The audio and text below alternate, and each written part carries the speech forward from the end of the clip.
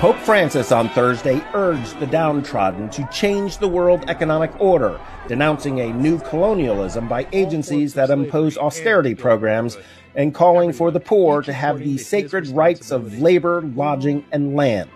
Because I believe that the Pope has played a historical and incredible role in trying to create a new world economy and a new vision for the people of our planet. A new world economy and a new vision for the people of our planet. This has nothing to do with church and state. But, well, I just expressed my admiration for him and the extraordinary role that he is playing, well beyond the Catholic Church, by the way, to people throughout the world.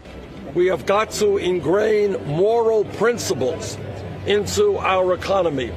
And there is no area where that is clearer than in the area of climate change. Some say that capitalism isn't good because it makes some rich and some poor. Yes, this is true, but this is because true capitalism rewards people that are productive. Socialism, on the other hand, rewards welfare and food stamp recipients with the hard-earned money of those who work a lot of hours and are productive. Dorothy Day died in 1980. She was a socialist, and the fact that the Pope signaled her as one of the leaders that he admired tells us what his view is in terms of what we should be doing around the world in terms of income and wealth inequality and poverty and the need to fight for justice.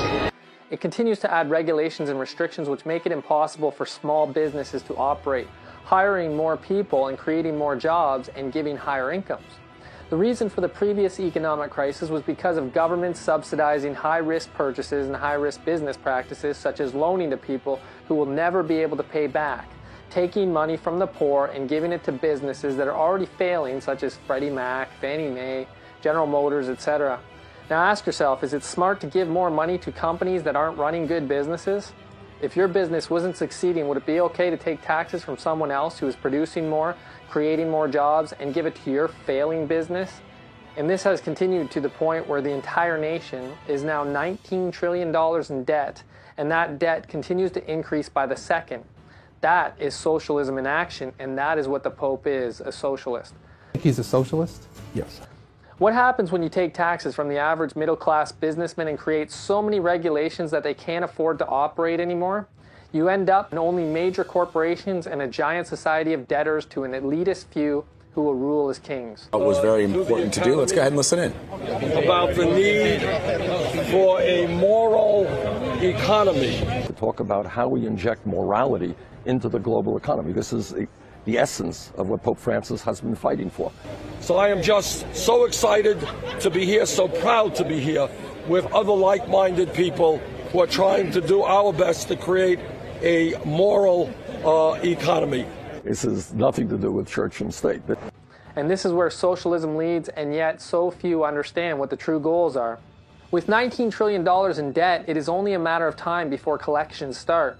The average debt owed per American citizen is over $58,000. And since it is impossible for Americans to pay it back, what is happening? Well, they will come for your property. Let's take a look at how they plan to do this. In the book of Revelation, chapter 17, we read about a woman riding a beast with 10 horns. The book of Revelation is a book of symbols given. In order to understand the symbols, we are told in the book of 2 Peter, chapter 1, verse 19, that prophecy is of no private interpretation. In other words, the Bible interprets itself. So a woman in prophecy is a symbol of something. It symbolizes a church if we compare Jeremiah 6:2, Hebrews 12:22 and 23, and also Galatians 4:26 and Revelation chapter 12. A beast is a symbol of a state, power, or kingdom. See Daniel 7:23. So the horns on the beast represent the different divisions in that kingdom. And you can see that in Daniel 7:24 and Revelation 17 verse 12. So in essence, when speaking of a woman riding the beast with 10 horns, as we see in Revelation 17, we are reading about a church using the state power. Revelation 17 verse 2 reads, "So he carried me away in the spirit into the wilderness, and I saw a woman sit upon a scarlet-colored beast, full of names of blasphemy, having 7 heads and 10 horns. In Revelation 17 and verse 12, we are told that the 10 horns which thou sawest are 10 kings which have received no kingdom as yet, but receive power as kings for 1 hour with the beast. In other words, there is a kingdom that has not yet come, and when it comes, it will reign for a short space. See Revelation 17 and verse 10. They have yet to receive crowns and rule as kings yet. The kings right now are merely acknowledged in a ceremonial form. What is coming is a world religion ruling over the kings of the earth, and this is none other than the papacy. First, look at the following. In Revelation 17:4, we read of this woman, that the woman was arrayed in purple and scarlet color, decked with gold and precious stones and pearls, having a golden cup in her hand full of abominations and filthiness of her fornication. Notice the depiction of the woman in their own coins. The woman is on top of the world. She is controlling the kings of the earth. She is riding the beast. The papacy has had this power already during the Dark Ages, and she will have it once again.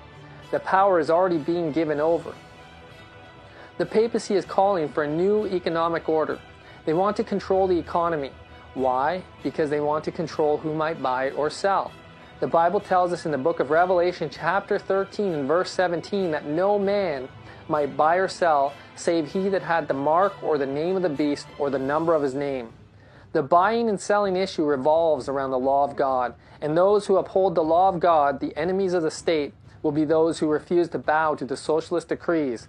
What exactly and how exactly will this socialist system be set up? In Revelation 17 and verse 13, speaking of the 10 horns, we are told that these have one mind and shall give their power and strength unto the beast. One mind, in other words, they will be of one accord, united nations. And just what do these United Nations seek to do when they have their kingdom? Well, here is a United Nations map. It is from Sustainable Development Agenda 21. In it, we see several yellow areas and several red areas. Under this project, the red area would be considered forbidden zones, and you wouldn't be able to go there, period. Even the yellow areas are highly regulated use.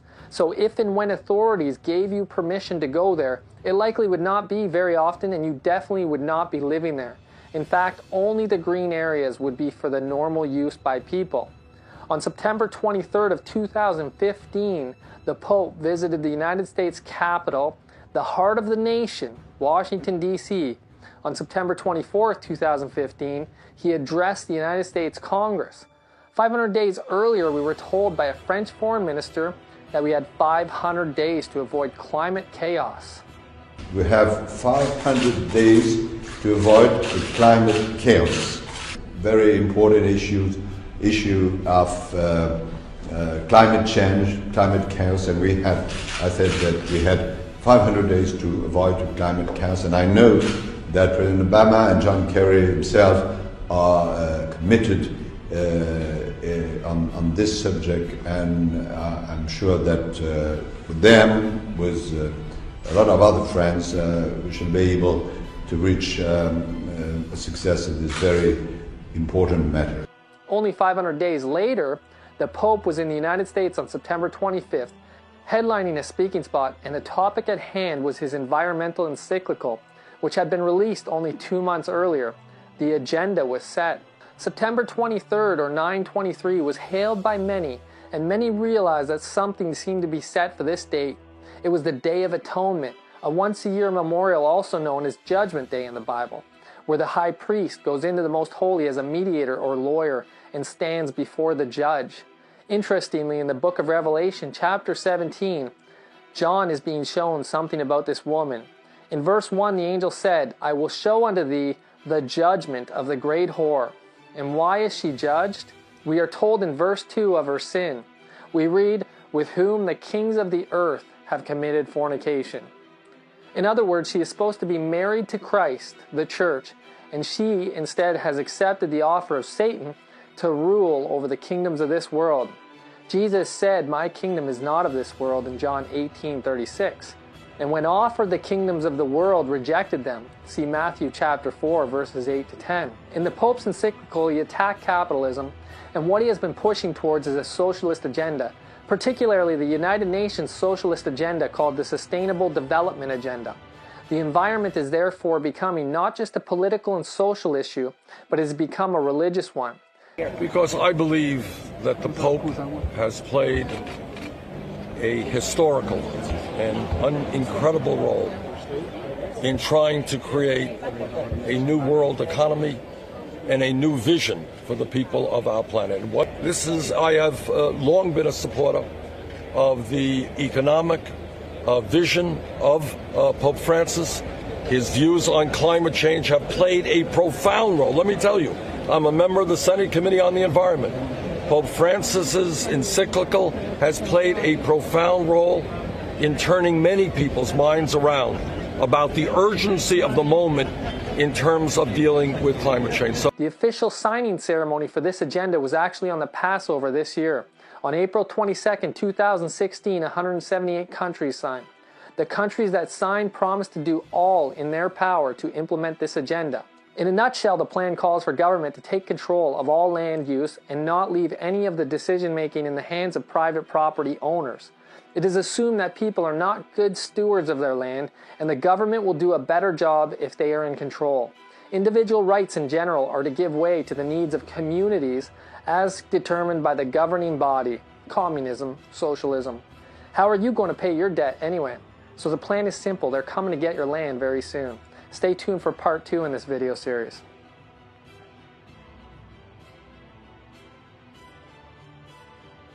This event, and he defends working with Kanye West, who said the following: "I sold my soul